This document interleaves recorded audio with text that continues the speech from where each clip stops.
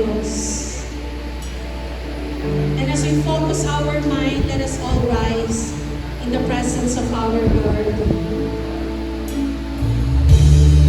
Nabasa na po ba ninyo ang ating devotion for today, mga kapatid?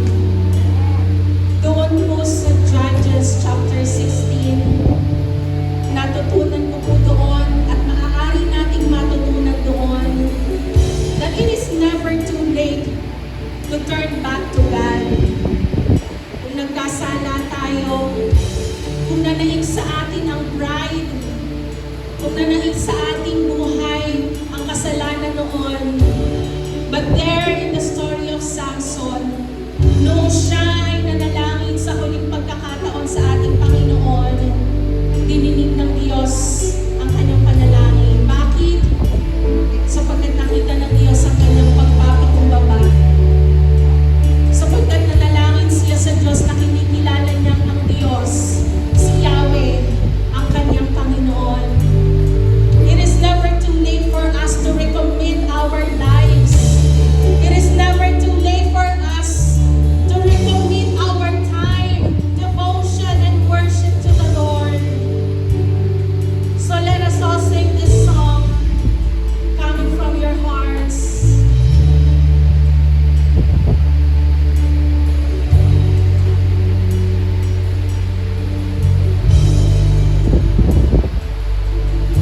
Let's sing.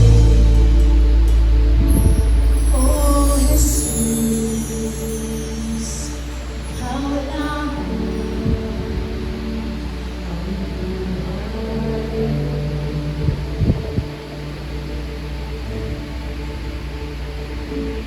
oh, Jesus, how long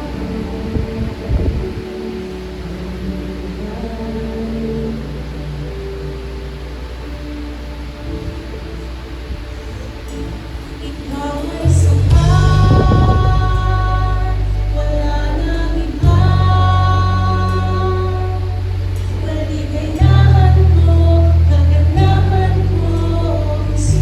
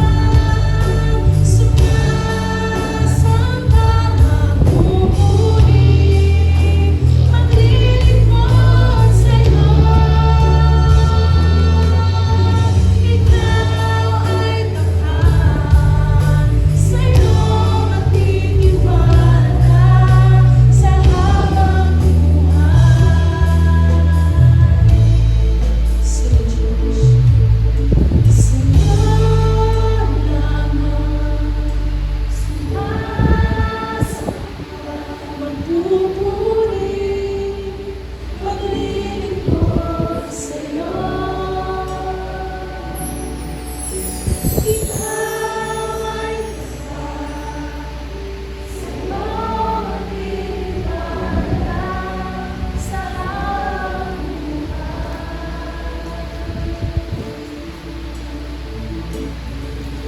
sa'yo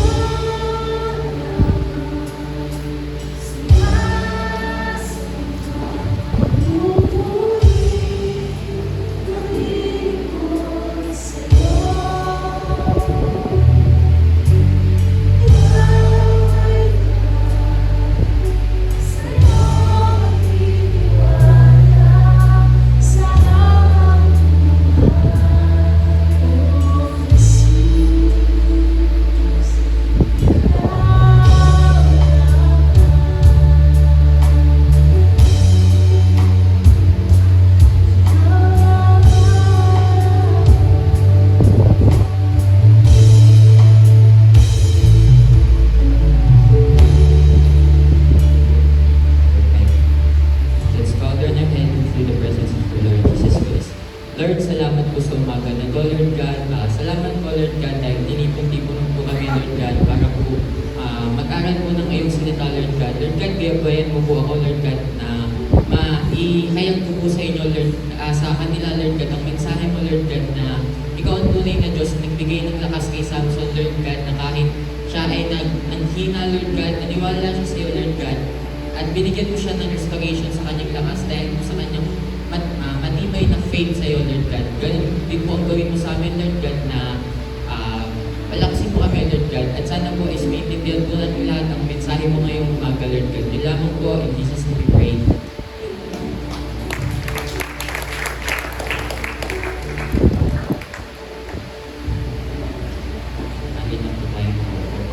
Good morning po. Ang devotion po natin ngayon is yung Judges chapter 16 verse 23 to 31. Dito po sa passage na to is makikita po natin ng isang tao na bumagsak ng sobra, which is siya po is si Samson. Sabay-sabay po natin basahin po yung Judges chapter 16 verse 23 to 21.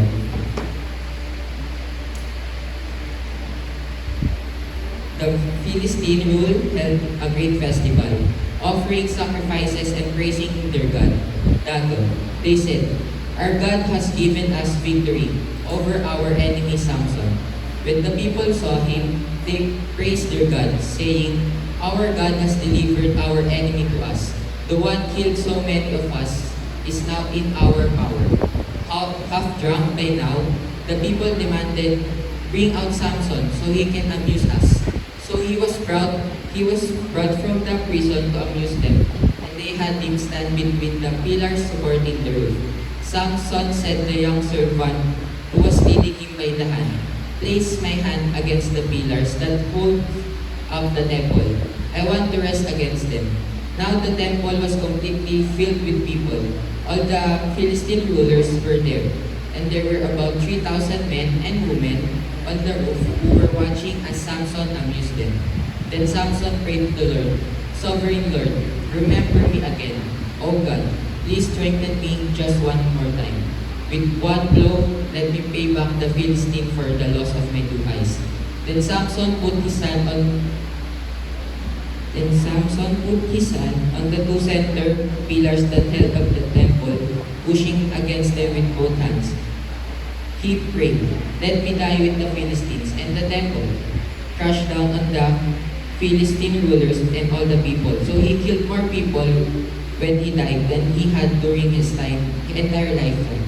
Later, his brothers and other relatives went down to get his body. They took him back home and buried him between Zorah and Estaol, where his father Manoah was buried. Samson had judged Israel for 20 years. Bago po tayo pumunta sa topic, alamin po muna natin yung background kung sino po si Samson and kung ano po yung nangyari sa kanya dito sa verse na to. Si Samson po is pinili ng Diyos. Bago pa po siya pinanganak, binigyan na po siya ng espesyal na lakas binigyan po siya ng kalakasan ng Diyos. Meron po siyang calling, meron po siyang purpose. Pero habang po tumatagal po yung panahon, mas nagiging kampante po siya sa binigay na lakas ni Lord sa kanya. Sa passage po na ito, pinagdiriwang po ng mga Filisteo yung kanilang tagumpay laban kay Samson. At pinili po nila na at pinupuri po nila yung Diyos na si Dagon. Kasi nga po, akala po nila tuluyan na natalo na po si Samson. Dinala po si Samson dun sa templo upang pagtawanan, pahihiyain, i-amuse po yung mga tao doon. Pero ngunit habang nasa templo po, nanalangin po si Samson sa Lord at humingi ng lakas sa huling pagkakataon. Pinakinggan po siya ni Lord at muling binigyan po siya ng lakas. Sa pamamagitan po nun, naitulak po ni Samson yung dalawang pangunahing haligi ng templo at yun po yung dahilan upang gumuho po yung templo at mamatay po lahat ng mga nasa loob nun. Dahil po sa maling desisyon ni Samson, nawalan po siya ng lakas. Nahuli po siya, binulag po siya, ginawa po siya kalipin. Minsan po sa buhay po natin, ganun din po tayo eh. May mga panahon po na bumabagsak po tayo dahil po sa sarili natin pagkakamali. Napapagod po or nawawalan po tayo ng direksyon sa buhay natin. Pero ang story po ni Samson, remind us na hindi pa po tapos si Lord sa taong marunong bumalik sa Kanya. Ang tunay po na lakas ay hindi galing po sa sarili natin galing, kundi sa relasyon natin sa Diyos. Pag lumapit po tayo sa Kanya, nang may pagsisisi at faith po, kaya niya po tayong itayo muli at gamitin para sa Kanyang layunin.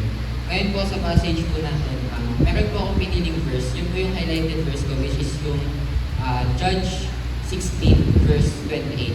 Sabi po dun is, Then Samson prayed to the Lord, Sovereign Lord, remember me, please, God, strengthen me just once more.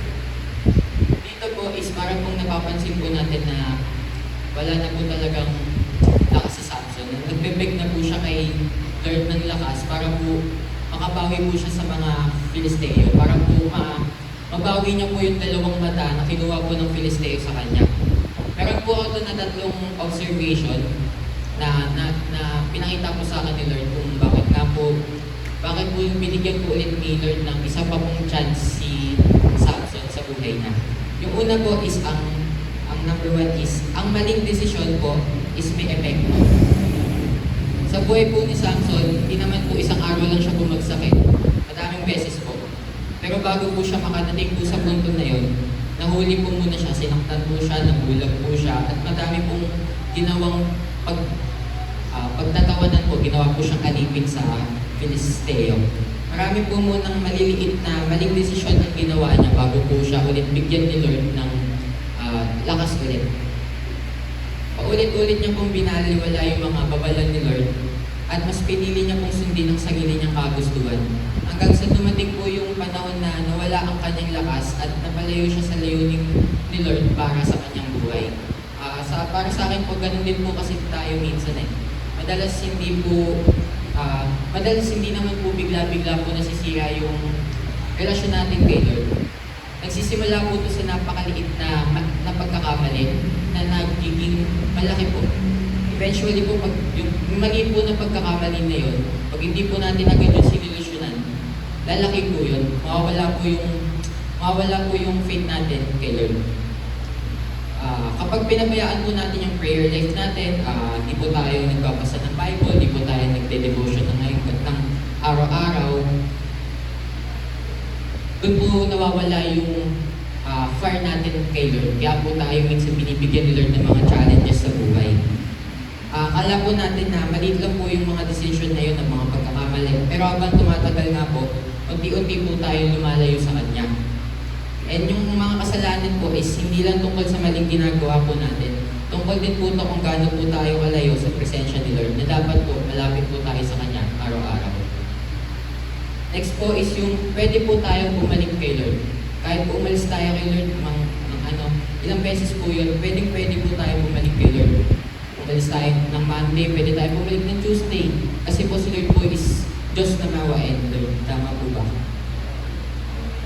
Isa po sa pinakamagandang bahagi ng story ni Samson is yung hindi po yung lakas niya, kundi yung panalangin niya po. Kung paano po pinapakita sa verse na to yung faith niya po and yung pagiging prayer warrior niya po kay Lord. Na kahit anong obstacle, kahit anong problem, kahit anong situation, andun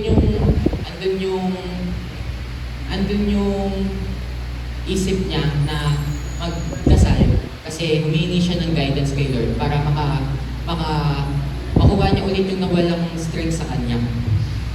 Nang nasa pinakamababang punto na po siya ng buhay niya, wala na po siyang lakas, wala na po siyang paningin, doon niya po muli naalala si Lord. Doon nga po yung sabi sa Judges na 16:28, nanalangin po siya, sabi niya po doon, Lord, remember me.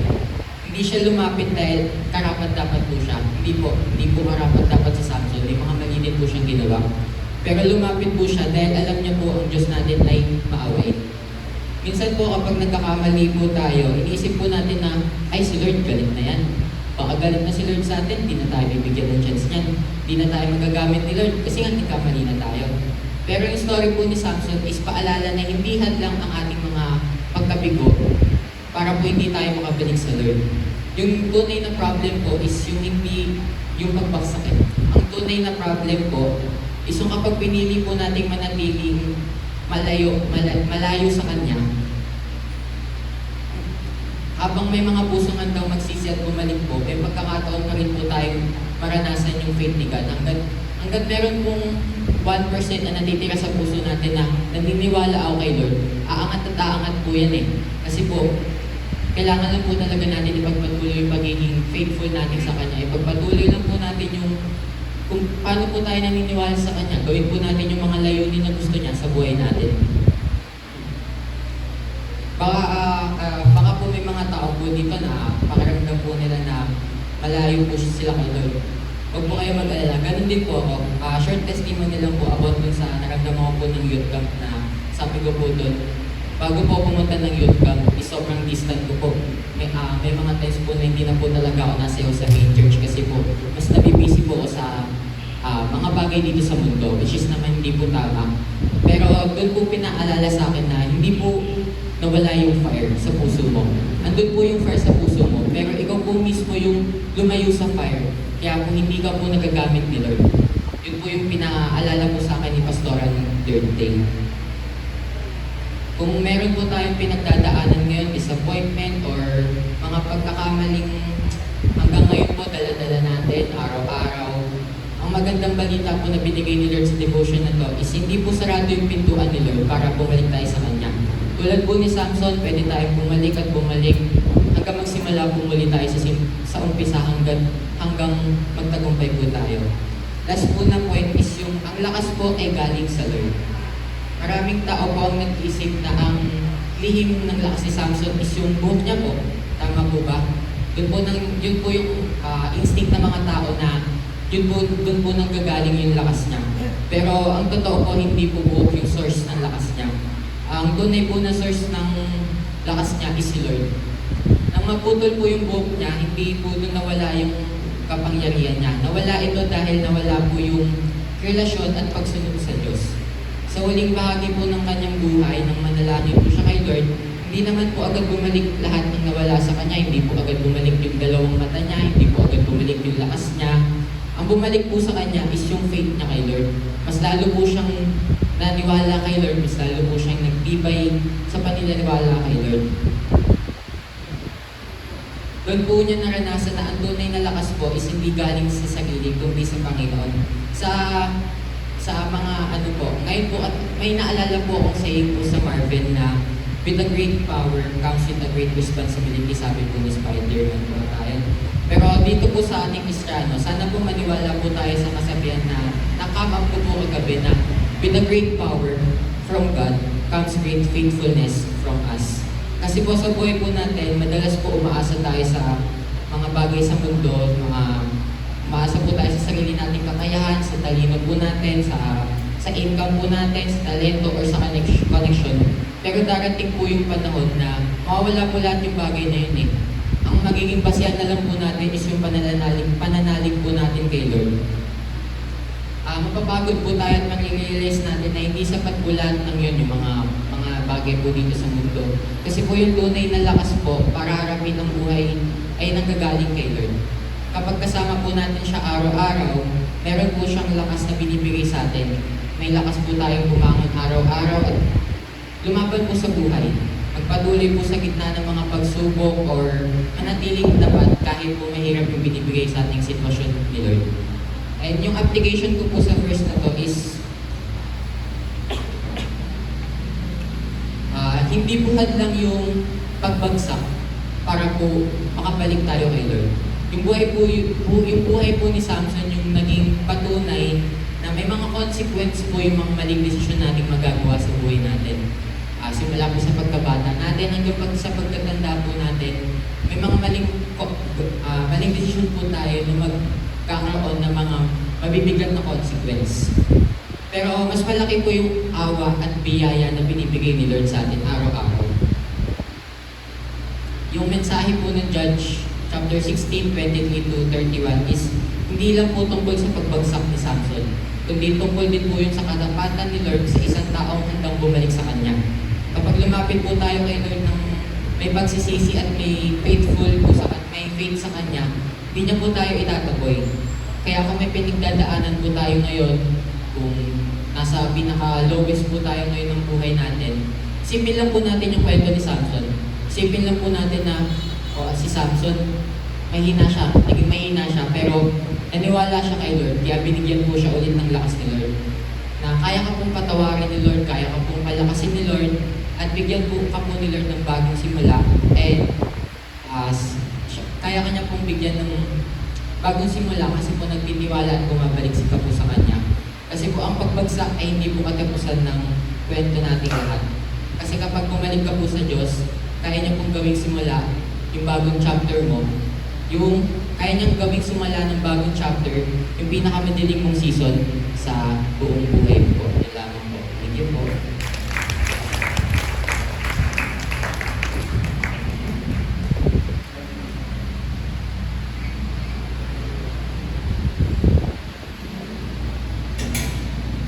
Magandang umaga po. Hindi po message. Exhortation na. Kuya sa 20 po, same chapter.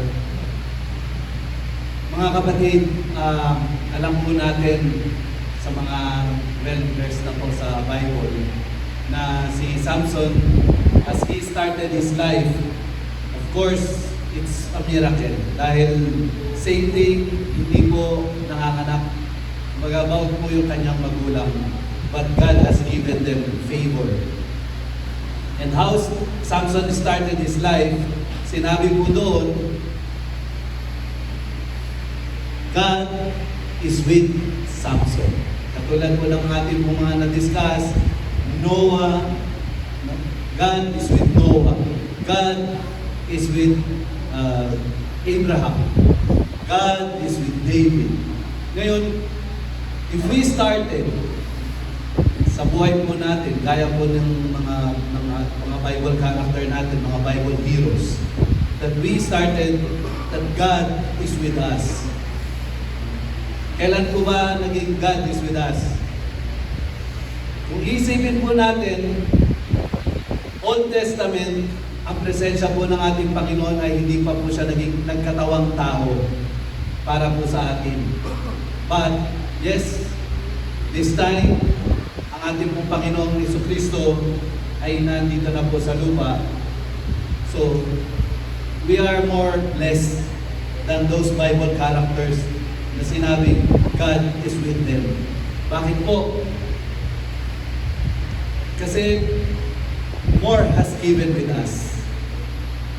Yung completeness ng ating pong pagkatao, representing God, ay sumaatin na po. So, pakatandaan po natin, if we have given greater, greater is required. Ulitin ko po, if we have given greater, more is required. Mas marami pong inaasahan sa atin ang Panginoon. Dahil nakamta na po natin pong Panginoong Jesucristo. Dito po sa verse 20, sabi po, then she cried out, Samson, ginising po. kunuha yung attention ni Samson. Samson, diba? Wake up.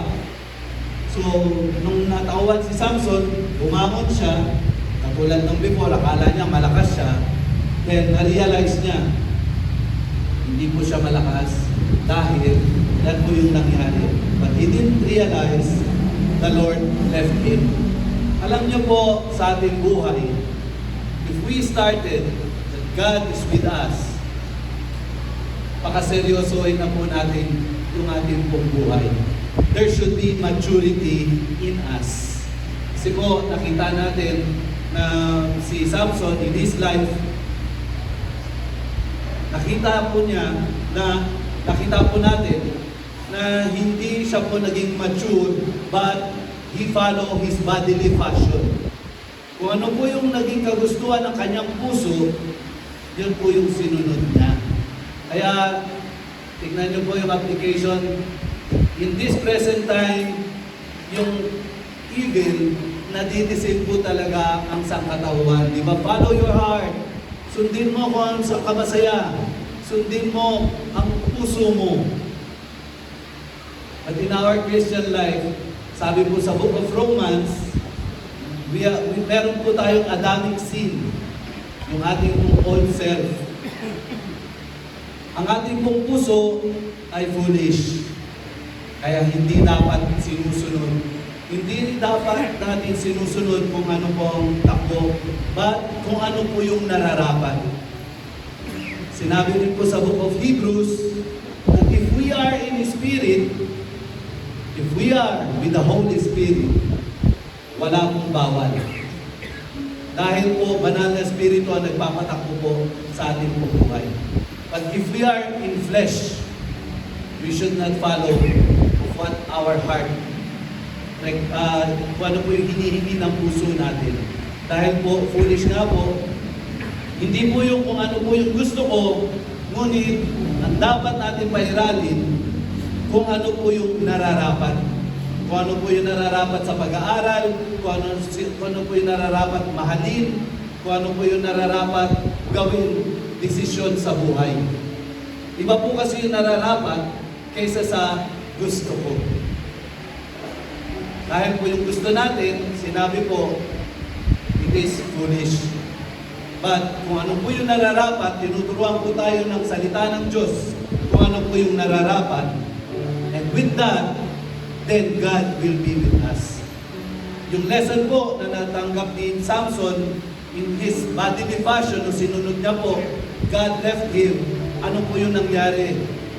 Kahit na God is with him, umalis po ang Panginoon, kaya dumanas po siya ng maraming kahihiyan, marami pong hinagpis, sakit sa katawan. Naging slave po siya ng evil. Kaya wag po natin hayaan sa ganito pong example. Sinabi po ng Book of Hebrews na it only took us 24 hours para mag-backslide. Kumalikot sa Diyos. Kaya sa lesson po ni Samson, pakaisipin po natin na huwag po tayong, since nakamtan na natin ang Panginoong Jesucristo, greater than the Old Testament, samantalahin po natin ang kanya pong presensya dahil doon po sa ating pong mga natanggap na aral compared to Noah, sa kanya pong faithfulness, sa kanya pong pagiging righteous living and living with God, He had created an ark, barko. But this time, kapag po iniwan tayo ng Panginoon, nanahimik ang Panginoon dahil hindi tayo seryoso sa ating pong buhay, Kristiyano, marami po tayong hinagpis na pagdadaanan na hindi po maganda sa ating buhay. It is not how we started our Christian life, but it is how we will end our Christian life. But okay, at the end, yes, kaya po ni David, kahit paulit-ulit po na nagkasala, pagbukan po sa puso natin ang pagsisisi. Yes, sabi po ng Book of Romans din, nobody can separate us from the love of God. But tignan po natin yung ating buhay. If it's continuously victorious or greater downfall. Marami po tayong dinanas, no? Na hinagpis kumpara sa victorious life. It is for us to live. It is a life. Isang buhay lang po dito sa ating buhay, sa mundong ginagalawan. Nasa atin na po ang pagsisiyasat. Ama, marami pong salamat sa umagang ito, sapagkat sa buhay po ni Samson, sa mga Bible character na inyo pong pinapakilala at nire-refresh po sa bawat isa. Kami po ay pagkalooban niyo pa po ng karagdagang pananampalataya upang huwag po kami lumayo sa inyong pong presensya. Iba po ang aming pong buhay if we pray that you, O God, be our portion sa aming pong buhay. Kapag kami po ay nanalangin, it is better to live one day than 1,000 days na wala po sa inyong pong presensya. If we will just live one day sa inyong pong kalangitan, O Diyos, is better than 1,000 days here on earth.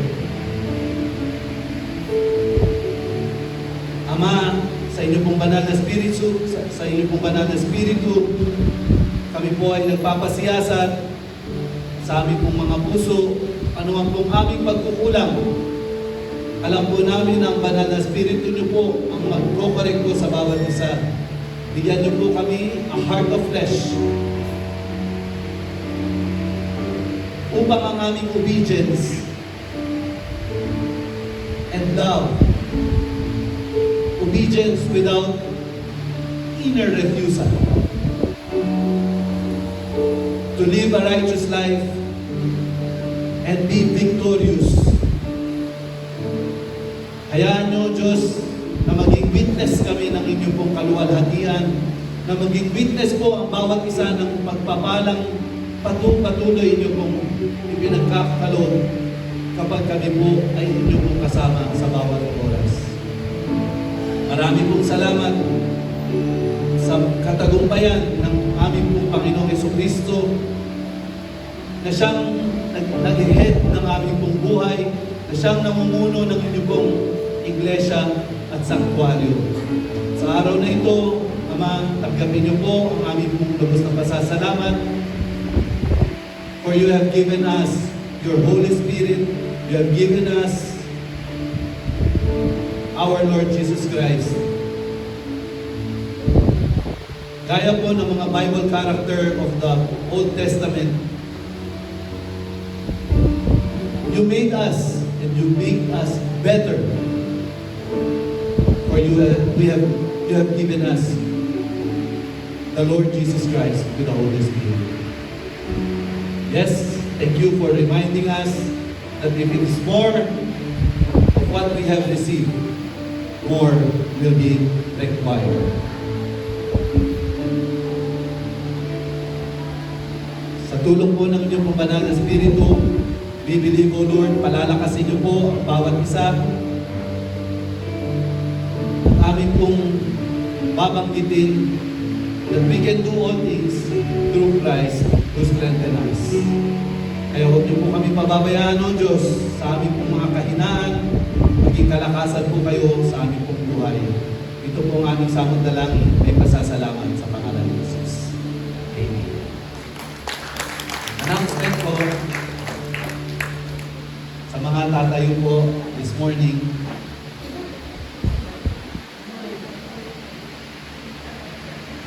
Hindi ko pala nakuha. Sorry. After that. Hindi ko Sorry. Hindi ko nakuha.